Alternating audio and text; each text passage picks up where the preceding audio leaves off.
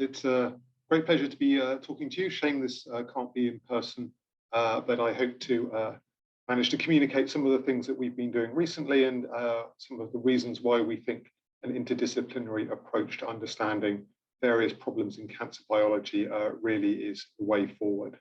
So my kind of provisional talk title was a little bit nebulous because I wasn't quite sure what I was going to talk about, but I'm actually going to talk about the first step of the sort of metastatic process, which is actually the tumour leaving its site of origin and then invading into the surrounding tissue. And this really is, we think the initiating event, but even though it's one of the early events, there is also a lot of complexity associated with it. And I will be focusing on why we see different patterns of cancer invasion, the origins and reasons underlying those patterns, and then coming at the end to touch on the consequences of them. So these are just a few sort of, things that hopefully are self-evident, but so that we're all on the same page to begin with. I've already told you that metastasis starts with invasion into the surrounding tissue. What I'm sure you're probably all very well aware of is actually that there are many, many variables that can affect this process of invasion. And actually the relationship between individual variables and invasion are often non-linear. And this is the first of the many headaches that we encounter if we try to sort of understand this problem and potentially build towards predictive models of cancer invasion. And this is just kind of shown on the a little cartoon down at the bottom here. So hopefully you'll be able to see my pen. So this is just a sort of 2D plot of substrate adhesion against migration speed. And it's been well established that for cell migration, if you're too firmly sort of stuck to the substrate, you're down here, you can't move. But if you can't get any traction, you're over here. And actually it's best to be somewhere in the middle. So this is a very simple example of a nonlinear interaction between one variable and migration speed.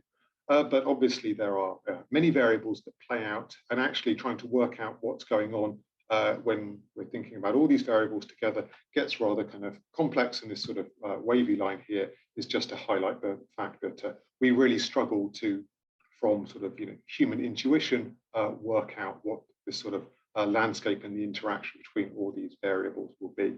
And this is where I think modelling really offers a route to unpicking these complex relationships between variables. So this is, I think, just a startling and nice visual illustration of the problem. So this is a type of skin cancer, a squamous cell carcinoma, a little bit different from the melanoma that Rob was talking about earlier. But this will have started somewhere kind of up at the top of the screen here and is invading in this sort of direction down. And just to give you an idea of scale, this is about almost a centimetre from top to bottom and a couple of centimetres across.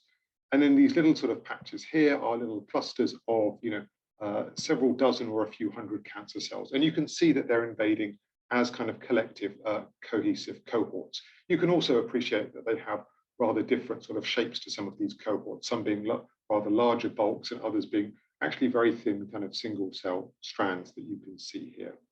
There's also a lot of other material in this section here that isn't the cancer cells. And one thing that you'll hear a little bit about in my talk are these cells that are now on a serial section stained in brown. These are cancer-associated fibroblasts. And that's not just to say that they're the only cell type of interest within the tumour microenvironment, but we think they're one of the main players. So then the problem, gets even more multifaceted. We don't just have to think about, what's going on within the cancer cell, but actually the interactions that those cancer cells are making, with their neighbours and also with the extracellular matrix, because this is the sort of structure into which they're invading in those early stages. So then we need to kind of, try to develop, an understanding of what determines the overall behaviour of a system where we've kind of got complex relationships between variables and migratory output, but also interplay and communication or adhesion between different cell types and the extracellular matrix. So we've been kind of studying this for many years now, often in very sort of reductionist systems, and these are great because they enable us to answer very sort of specific questions. So in this movie that you can see here, we made a ball of kind of cancer cells, mixed them with fibroblasts, and you can see that they invade out. And actually at the front of these cells here are the cancer-associated fibroblasts that kind of lead the invasive strands out. And we can answer why they're at the front, and this is because they remodel the extracellular matrix. Why do they show this radiation radial sort of behavior, and we think that's because there are repulsive cues coming from the cancer cells. And we can also document the mechanical coupling of the two cell types. But this very reductionist approach doesn't necessarily lend itself to understanding the overall complexity of the patterns that I showed you in those images a couple of slides ago. And this is where we've really turned to modeling to try to understand this. So just to kind of formulate the problem that I'm going to concentrate on for the next 15 minutes. Again, we're looking at another of these zoomed out images of a squamous cell carcinoma. And we want to understand why in some areas you get cancer cells invading like this as these large round clusters, or single kind of cell diameter strands such as this, or intermediate regions like these. And as far as we can tell, there are no genetic differences between the cells in these kind of three regions highlighted here. So we don't think it's the kind of intrinsic genetic features of the cancer cells that is determining this. And one way that you'll see me sometimes quantifying this is just asking what, how many neighbors the cancer cells have that you can see here. So if you've got a big cluster like this, you've got lots of neighbors. And obviously, if it's a thin strand, you have fewer neighbors. So look out for that in some of the subsequent slides. We can also take, exactly those sorts of tumors and put them into a kind of collagen-rich extracellular matrix. And again, we can observe this diversity of pattern from kind of these single cell strands invading out that you can see here to these kind of big clusters here. And also some of these kind of more single cells migrating in that sort of amoeboid way that you heard from Vicky Sanz Moreno yesterday. So this kind of tells us that actually there's something different, perhaps between these kind of cancer cells that came from just different pieces of the same tumor, that means that they invade into the same extracellular matrix in different ways, focusing our attention on non-genetic differences between the cancer cells. So what we'd like to do is to understand what determines the collective organization of these invading cancer cell groups and what the broader consequences are. And I'm sure you can think of many possibilities. Some are just listed here. So these could be differences in cell-cell or cell matrix adhesion, or the ability to degrade the extracellular matrix. And we're taking a sort of integrated computational and experimental approach to unpick this. So the type of modeling that we've been implementing is a kind of agent-based model. This is a POTS model. And basically these sort of 1980s style computer graphics are meant to represent the cell. So each cell is made up of these little voxels. They sort of represent about 2 micron cubes, and there are various things that can change between the time steps. So the cell can grow, or it can move in a particular direction, or it can adhere to another cell. And what in green, it's always the cancer cells, and magenta is always the fibroblasts, and the kind of grayscale color is the extracellular matrix. And the relative likelihood of all these different behaviors is basically kind of determined based on energy penalties associated with those various changes, and then the application of sort of energy minimization principles. So just to kind of set this up, we've explored 2 contexts. One is this sort of what we call organotypic context, where the cells kind of start invading as a layer. This is like being kind of at the top of the skin, as it were, that initial kind of invasion downwards, or perhaps when they're a little bit more deeply embedded, they're more surrounded fully by the extracellular matrix. And this is more akin to the spheroid, and you've seen other kind of speakers talk about this here. So what we can do is we can initiate these simulations either with or without fibroblasts, a very kind of simple thing here. And what you can see is that with fibroblasts, we get these invasive strands forming, and they typically have a cancer cell at their kind of front, very much like that example I showed you a couple of minutes ago. And this recapitulates the experiments very nicely, that you can see here and here, showing us the same sorts of patterns, telling us that the model is on the right track, and actually we've gone backwards and forwards between the model and the experiments to carefully parameterize the model such that we're confident that it's giving us realistic simulations of the behavior of cancer cells and the cancer-associated fibroblasts. So then we can kind of take this almost as a sort of intellectual playground, as it were, to really explore parameter space and ask what things do we have to tweak or vary to either change the invasive pattern or the invasive extent. And by extent, I generally mean the distance downwards or the distance outwards in these different types of assay. So this is just an example of some various different runs. If you look at kind of these panels here, this is the visual outputs of the model. And then in the upper kind of panels, they're now color coded by how many neighbors the cells have, with the bluer colors being fewer neighbors. And what I hope you can appreciate is that you get diversity of patterns. These are more sort of, thinner sort of, more single cell strands here. And these are kind of more broader kind of fronts that you can see here. And then we can map, all of these and derive various sort of metrics of the extent and kind of nature of the invasion and plot these in a sort of principal component analysis. And then, take all the metrics, and these are just some of them here: neighbor number, growth, invasion, maximum depth, number of, fractured objects, which is single cells, and then relate them to the various input parameters, helping us to unpick how, different variables might determine the overall kind of pattern and extent of invasion. So this is just playing with one of those parameters. So this is the ability of the cancer cells to degrade the extracellular matrix. So for those biologists, this is meant to mimic MT1-MMP or MMP14. And now what you can see in these PCA plots is that they're kind of color coded based on the input value of proteolysis in cyan. So we can actually see that there's a relationship, a positive relationship between this vector in the PCA and the cyan color, telling us that actually proteolysis seems to, in the organotypic assay, be an important determinant of the number of neighbors that the cancer cells have. And that relates to the width of the cells. Interestingly, there's not much of a relationship predicted with actually the maximum depth to which the cells invade. So these are, predictions which, depending on your perspective, you might have predicted. We didn't really expect this. We thought there would be a strong correlation between the maximum depth and the expression of matrix metalloproteases. So we've then gone about testing this experimentally. We've done both the loss of function experiment, where we use CRISPR technology to knock out MMP14. So this is the KO, or we've overexpressed it called OE. And what I hope you can see is that actually you get much thicker strands here when we overexpress it. And this is quantified here in this kind of strand width metric based on the experiments. And we get thinner strands when we knock it out. And actually the relationship between the overall extent of invasion and the level of protease activity is not simple. And actually having high levels of matrix protease activity leads to a slight reduction compared to the wild type, saying that there really isn't a simple relationship between matrix proteolysis and the extent of invasion, which is what we would have naively expected without the model.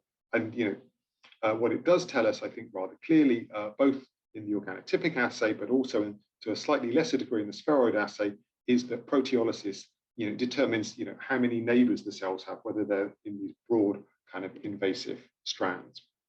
So obviously we can go through and do this with various other parameters. Now in green shading, you're looking at the relationship between the adhesive nature, the adhesion of the cancer cells to the extracellular matrix. This doesn't correlate that well with the overall invasion score. It seems to be somewhat inversely correlated with the number of neighbors, and actually it seems to be associated with inverse tapering, or what that means is if you have low levels of cell matrix adhesion, then you might get a more kind of funnel-like strand, which actually before we'd sort of engaged on this wasn't something we'd really been thinking about at all. But again, it gave us another thing to investigate experimentally. And what I hope you can sort of see here in the context of the spheroid assay is that the wild type cells kind of generally have more parallel edges to the strands that I hope you can see being indicated on red. But often with the integrin kind of knockout cells here, you can see a more sort of funnel-like triangular sort of strands being indicated here. And we can kind of quantify the ratio of the width of the strand as a function of its distance, giving us this tapering score. And when we have CRISPR deleted integrin beta-1, we get increased tapering. Again, I think highlighting actually how the model can take us in unexpected directions that we're actually able to experimentally validate. Thinking about yet another parameter, this case is the cell-cell adhesion, so the ability of cancer cells to stick to one another. And this is something that has been long debated within the cancer metastasis community, because it relates to this property of EMT, which perhaps 10 years ago was very much thought to be positively associated with metastasis, but the picture has become more complex in the last few years. And what I hope you can appreciate here now in the magenta color is that we see a sort of positive association between the invasion score and the ability of the cells to stick to one another. So this is kind of telling us that perhaps more epithelial cells tend to be more invasive in these assays, particularly in the organotypic assay. So, is this indeed true? So what I hope you can appreciate, and this is now just showing kind of, single variable plots here, which were kind of derived from those PCA plots, is that cancer cell adhesion kind of increases the strand length in the organotypic assays, but it's a sort of flatter type of relationship in the spheroid assays. And again, we can go to the experiments now, knocking out alpha-catenin to investigate exactly the role of cell-cell adhesions. And we see this very nicely borne out when we look at strand length as a metric in these two. So if you pay attention to these, and this is very clearly, the case in the organotypic context with this decrease here, but really not much going on here in the spheroid context. Again, reinforcing the accuracy of the model. There are some also effects on strand width, but these are less pronounced, as you can see on the right. So then, this poses the question, why is it that there's this context dependence in terms of the requirement for cell-cell junctions for invasion? What's different between the organotypic context and the spheroid context? And they're just kind of schematized in cartoon form here. And one thing that you might notice, and this relates to one of Rob's interests, is that the chemotactic kind of cue that's imposed upon the model is different in the two situations. So what we can do, because this is a model, is we can easily swap what that cue looks like. So now we can have the model initiated as a spheroid, but with a uniform cue. And now this kind of very strongly kind of leads to this positive relationship between cancer cell adhesion and actually the invasive extent of the cells in the simulation, suggesting that perhaps what cell-cell adhesion is doing is not actually necessarily providing a glue that's important for invasion, but actually it's providing coordination between cells. And this is what's really important when you have a uniform kind of chemotactic cue. And this is why it's important in the organotypic context, but not in the spheroid context in determining the extent of invasion. So in terms of how this might work, we think that this relates to actually the supracellular kind of coordination of the actomyosin cytoskeleton. So this is just in culture now a little cluster of 4 cells, and what you can see for the wild type cells in green is that they coordinate their ability to organize their cytoskeleton and exert force around the outside of the cluster, whereas this is lost if we deplete cell-cell junctions, as you can see in the catenin knockout here.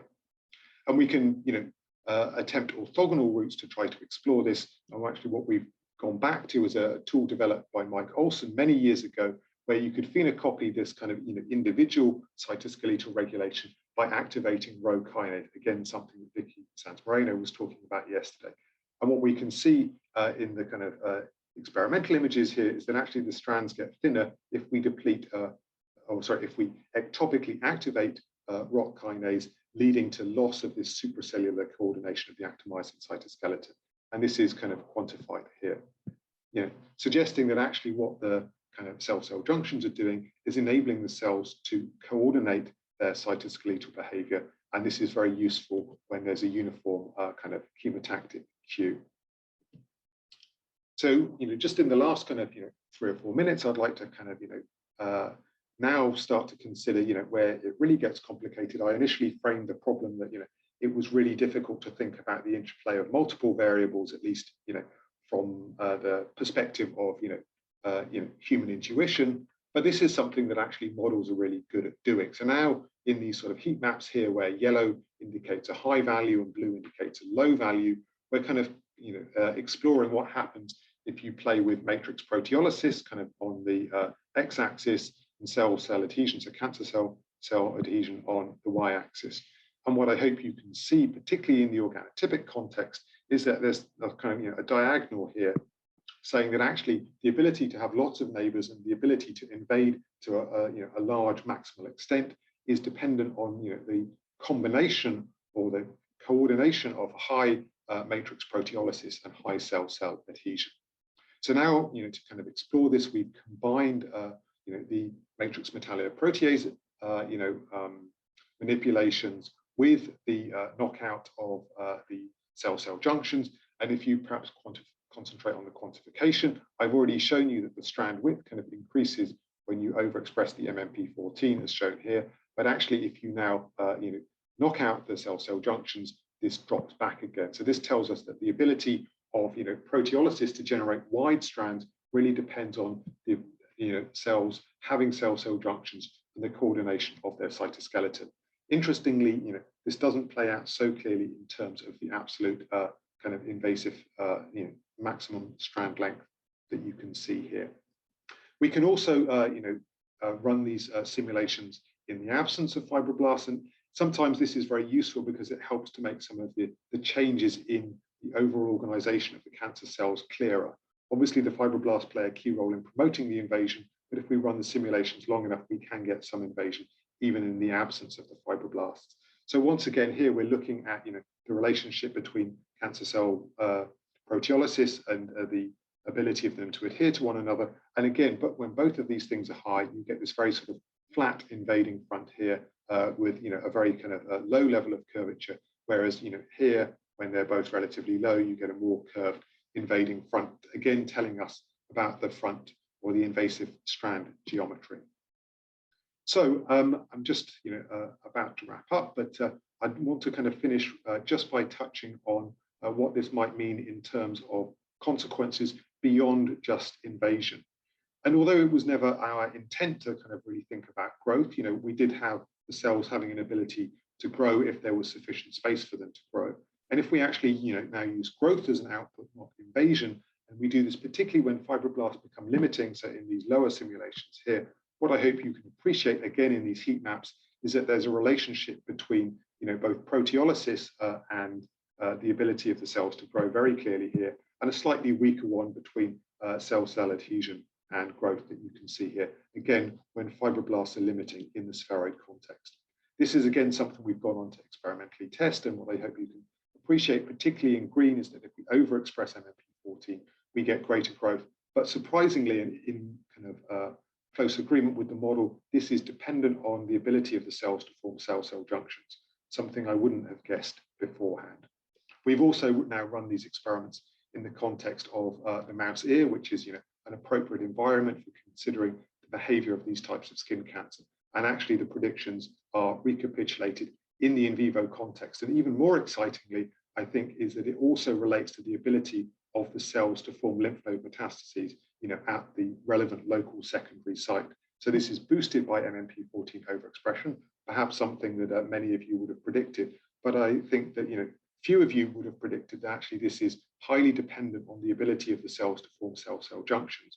The EMT view would actually be that these cells would be the most metastatic and the most able to grow. But that's actually not what we see. And the model would have told us this if we'd kind of run this before we embarked on these series of experiments.